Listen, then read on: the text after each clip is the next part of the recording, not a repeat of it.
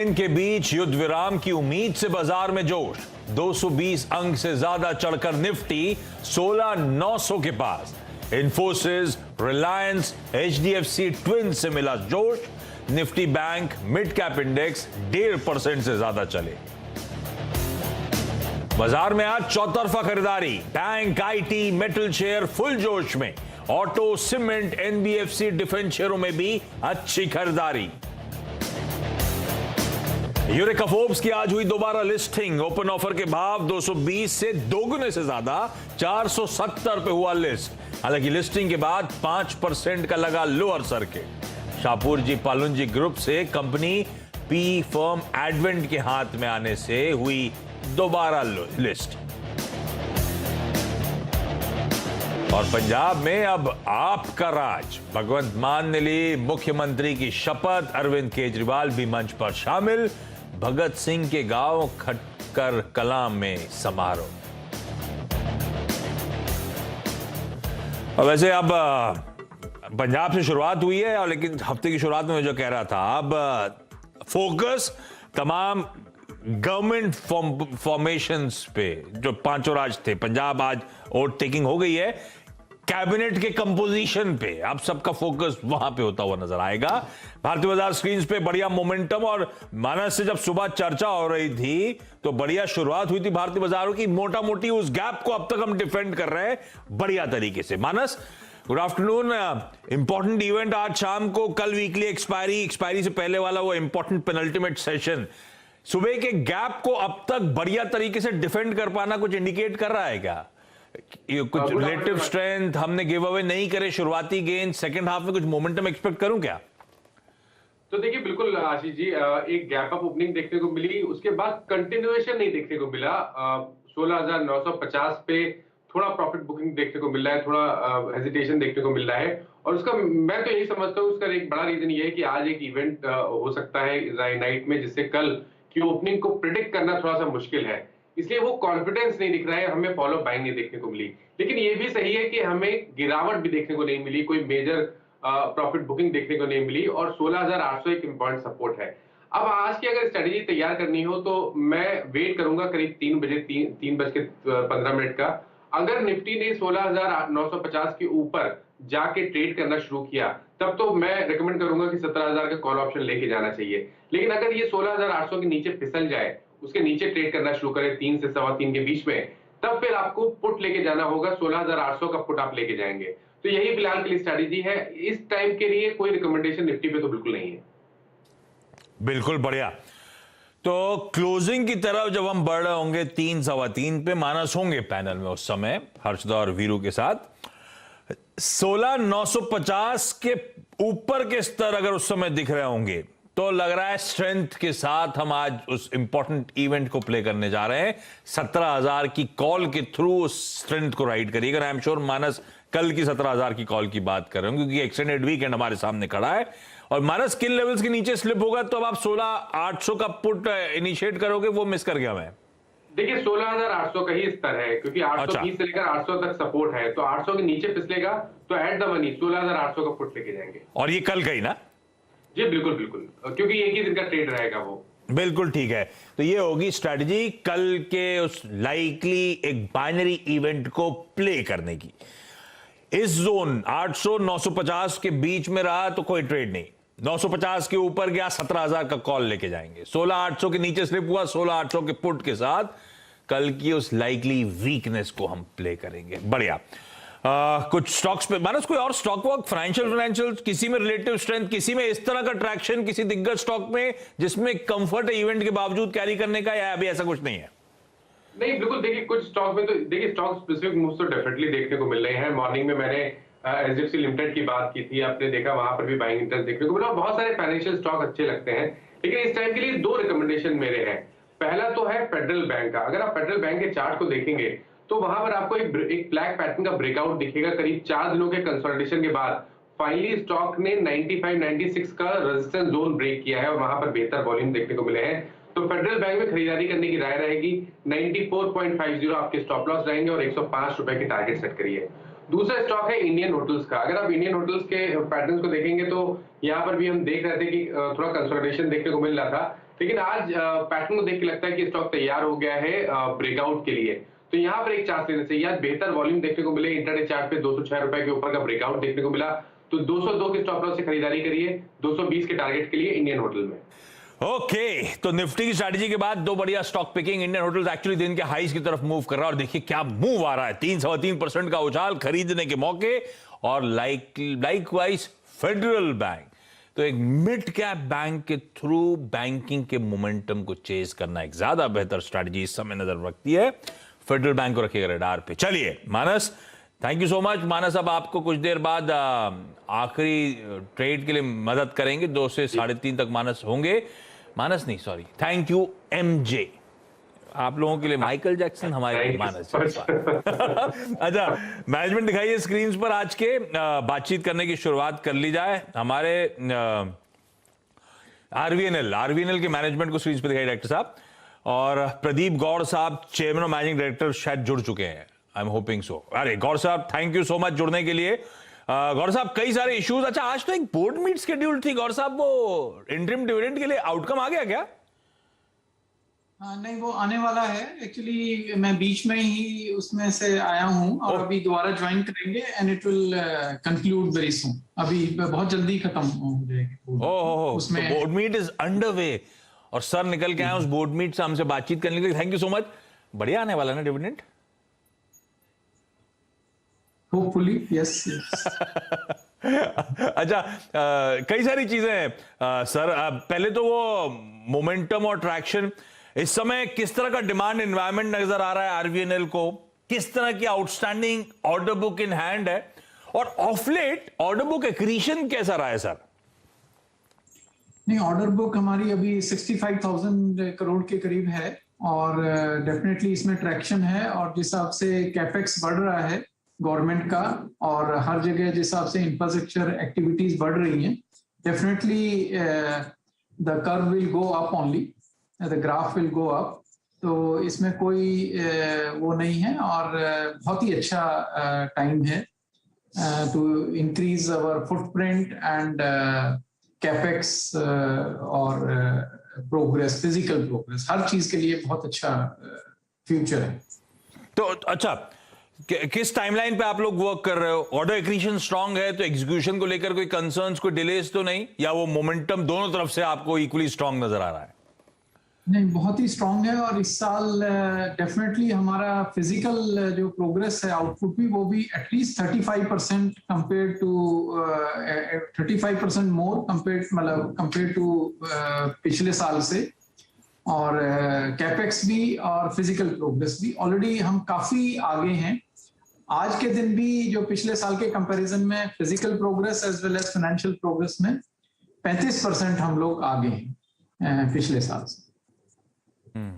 तो ये जो गवर्नमेंट का नेशनल रेल प्लान था 2030 का सर, कैसा ट्रांसलेट हो रहा है कंपनी के लिहाज से, आरवीएनएल के लिहाज से? नहीं, बहुत ही अच्छा हो रहा है। उसमें हम काफी सुपर क्रिटिकल प्रोजेक्ट्स आइडेंटिफाई हुए हैं, क्रिटिकल प्रोजेक्ट्स आइडेंटिफाई हुए हैं, सब पे बहुत स्ट्रेस है। और सबसे बड़ा ये है कि फाइनेंशियल सपोर्ट बहुत ही अच्छा मिल रहा है इस साल। इनफैक्ट कोई पैसे की कमी नहीं है और बिल्स वगैरह सब की पेमेंट हो रही है और जो एजेंसीज हैं वो भी इंथ्यूज हैं क्योंकि कोई आउटस्टैंडिंग उनकी नहीं है और प्रॉपर पेमेंट हो रही है। तो definitely everything is going in very, बहुत ही स्मूथ वे में सब चीजें चल रही। और FY20, क्योंकि आपसे बातचीत हुई नहीं, और रेलवे बजट जब से कंबाइन कर दिया गया, बहुत ज्यादा थ्रस्ट दिया नहीं जाता उस पर, लेकिन फैक्ट ये है कि FY23 का रेलवे जो बजट अनाउंस हुआ था वो रेलवेज के लिए खास तौर पे, वो कैसा स्पेल आउट कर रहा है इस कंपनी के लिहाज से? नहीं, बहुत ही अच्छा है और कैपेक्स बड़ा है। It is almost 2.45 lakh crore. In fact अभी जो एक शिकायत रहती थी पहले कि पैसा नहीं है, मतलब पैसे की कमी है, वो शिकायत बिल्कुल दूर हो गई है। अब केवल हम लोगों को डिलीवरी करनी है और बहुत अच्छे अच्छे जैसे प्रगति पोर्टल है और उससे सारे इश्यू सॉल्व होते हैं। तो हर्डल्स जितने भी हैं वो सब खत्म होते जा रहे हैं। तो आई थिंक हम लोग बहुत ही स्मूथ डिलीवरी और स्मूथ मूवमेंट इंफ्रास्ट्रक्चर में, रेलवेज का इन पर्टिकुलर डेफिनेटली विल मतलब बहुत ही अच्छा टाइम। और ये जो प्रोजेक्ट इस समय इन हैंड है, कैसे स्प्लिट है? रेल इलेक्ट्रिफिकेशन, वो गॉज कन्वर्जन, वो doubling of tracks. Yes sir, हम लोग बेसिकली प्राइमरली जो रेलवे को सबसे ज्यादा फायदा होता है वो डबलिंग ऑफ ट्रैक्स और रेलवे इलेक्ट्रिफिकेशन से होता है, तो वही हमारे मेन प्रोजेक्ट्स हैं और उसी पे कंसंट्रेट हो रहा है और काफी अच्छी परफॉर्मेंस चल रही है उसमें, कोई बिल्कुल उसमें, और ये डायरेक्ट बेनिफिट होगा रेलवे सिस्टम में। अच्छा, लास्ट जब आप आईपीओ आया था उस समय का मुझे याद है, वो नोट डाउन कर रखा था मैंने अपने उस स्लग में। ये कंपनी कंसोलिडेटेड मैनेजमेंट फी एनुअल एक्सपेंडिचर पे इनकर करती है और वो फिक्स है वो फीस। उस टाइम पे वो अपडेट था कि मेट्रो प्रोजेक्ट्स पे 9.25%, नेशनल प्रोजेक्ट्स पे 10%, अदर प्लान हेड्स पे 8.5%। ये जस की तस अभी भी फीस ऐसी बनी हुई है क्या सर? ये कब रिवाइज होती है, कब रिविजिट करी जाती है? कोई fix tenure, fix schedule follow करा जाता है क्या? नहीं, रेलवे प्रोजेक्ट्स के लिए ये फिक्स्ड है और ये काफी स्टडी करने के बाद, काफी उसको डेलिब्रेट करने के बाद ये फिक्स हुई है। हाँ। तो ये काफी अप्रोप्रिएट है, तो इसमें मेरे ख्याल से अभी रिविजिट का कोई ज्यादा इशू नहीं है। अच्छा, जाते थे सरकार ने अपनी हिस्सेदारी वो करनी थी आईपीओ के बाद से 88 से 78% करी थी मेरे ख्याल से लास्ट ईयर। ये बोर्ड मीट अभी चल रही, कुछ चर्चा हो रही है क्या कि सरकार ने कुछ कहा है क्या, और रिडक्शन की तैयारी हो रही है क्या? वो तो जब एडमिनिस्ट्रेटिव डिसीजन होगा वो हम लोगों को कन्वे होगा, फिर उसी हिसाब से हम करेंगे। अभी तक तो ऐसा कोई एडमिनिस्ट्रेटिव डिसीजन अभी कन्वे नहीं हुआ है इस बारे में। गौर साहब, आपकी और डिविडेंड डोल आउट का इंतजार है, प्लीज जाके कुछ जरा हम शेयर होल्डर्स के लिए ज्यादा पुश करिएगा। लेकिन थैंक यू सो मच जुड़ने के लिए। कुछ ही देर बाद फिर आई एम होपिंग वो मीटिंग अंडरवे है इंटरिम डिविडेंड को लेकर आरवीएनएल की, वो बोर्ड मीट का आउटकम जल्द आता हुआ नजर आएगा। बट ऑब्वियसली हमारी टिकट टीम सबसे पहले सीएनबी आवाज पे आपको डिविडेंड डोल आउट कितना हुआ है वो अपडेट शेयर करेगी। गौर साहब, thank you so much. Quickly छोटा सा ब्रेक के उस पार वीरू से करेंगे बातचीत।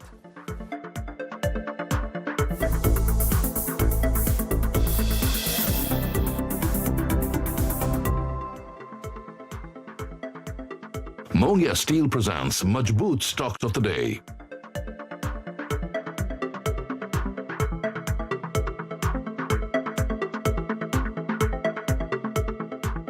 मुझे ना डेंगू हो गया, मैं बेड रेस्ट पे हूँ, फुल रिफंड चाहिए था। तो आपने 6000 की फ्लाइट बुक करी थी ना, जिसमें 2000 एयरलाइन के कटेंगे, 2000 बुकिंग साइट, कुल मिला के भाई साहब 2.5 रुपए निकलता आपका। पागल हो गए क्या? फुल रिफंड चाहिए, कैसे मिलेगा बता जल्दी। फुल रिफंड चाहिए तो ईज माई ट्रिप में बुक करना था ना। बीमार होने पर 100% refund.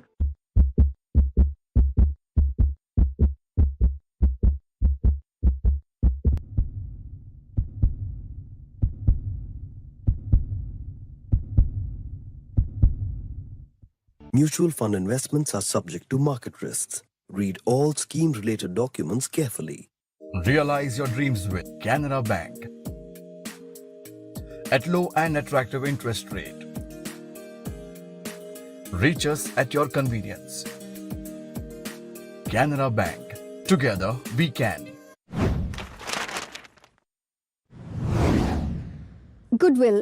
Investments in the securities market are subject to market risk. Read all the related documents carefully before investing. Madam ji, वो सारे पैसे लेके भाग गए और मेरा वड़ा पाव भी ले गए। दिखाते हैं इनको। मोटर वड़ा पाव? डीलर, निकाल दे इसके बाद।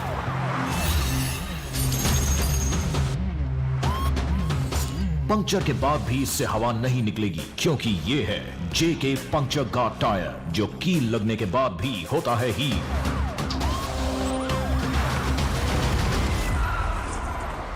जेके पंक्चर गार्ड टायर, अब हवा नहीं निकलेगी। Automatic go automatic, first time investor go automatic, go automatic. Automatic ला ला ला ला, long term investor go automatic, go automatic, go go go go go. Market timer भी गो ऑटोमेटिक, ऑटोमेटिक। अब मार्केट के अप्स एंड डाउन्स को manage करने का no tension. Balanced advantage funds के साथ जस्ट गो ऑटोमेटिक एंड हो जाओ टेंशन फ्री। म्यूचुअल फंड निवेश बाजार जोखिमों के अधीन है। योजना से जुड़े सभी दस्तावेजों को ध्यान से पढ़ें। सोनम वॉल क्लॉक्स, दीवारों की धड़कन। क्यों ना हम शादी कर लें? शादी? I love you very much but I think we are on level 2। ये तो सिर्फ घुमा रहा है। कमिटमेंट करने के लिए करनी पड़ती है सीधी बात, जैसे करता है IIFL finance. IIFL gold loan, branch में सोना दो, 5 मिनट में पैसा लो, ज्यादा लोन की रकम, झंझट सबसे कम। IIFL फाइनेंस, सीधी बात। बॉडी बन गई झरना, पंखे तू कुछ तो करना। पंखे व्हाट इज दिस, ओ पंखे व्हाट इज दिस। हम आपसे पूछते हैं कि व्हाट इज दिस। अब ऐसी भयंकर गर्मी से राहत तो सिर्फ सिम्फनी एयर कूलर ही दे सकता है, जो पंखे जितनी बिजली में दे जबरदस्त कूलिंग। गर्मी को करो सिम्फनी।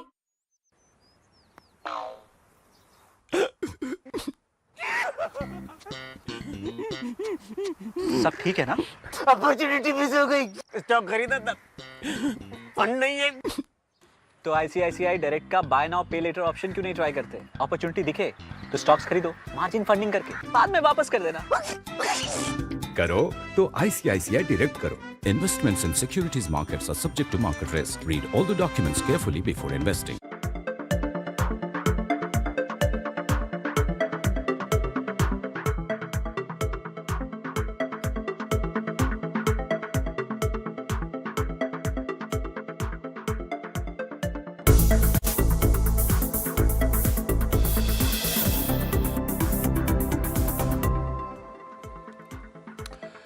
ब्रेक के बाद आपका स्वागत है। Momentum intact. एक बार एशियाई पैक दिखाइएगा। हैंगसेंग के बाजार जो बंद हुए वो 9% से ज्यादा मजबूती के साथ बंद होते हुए नजर आए। तो कल 6.5% का दबाव आया था वो कोविड केसेस और लॉकडाउन की न्यूज के बीच में, और आज 9% के अपटिक के साथ वो मार्केट्स बंद हुए हैं। इस तरह से इक्विटीज में बहुत स्ट्रॉन्ग बाउंस बैक, और हम भी डटे हुए खड़े हुए हैं। देखना होगा बचा हुआ जो 1.5 घंटा है वो क्रिटिकल और क्रूशियल है भारतीय बाजार के लिहाज से। डिसाइसिव मूव्स आने चाहिए। कैसे पोजीशन करना चाहता है बाजार अपने आप को फेड मीट से पहले, क्योंकि कल शायद उसके चलते एक बड़ा गैप अप या गैप डाउन होता हुआ नजर आएगा। तो पोजीशनिंग कैसी हो रही है उसको जरा क्लोजली वॉच आउट करिएगा। वीरू होंगे आपकी मदद करने के लिए, साथ में हर्षदा होंगी। ब्रेक के उस पार आपके लिए आएगा कमाई का अड्डा। नमस्कार।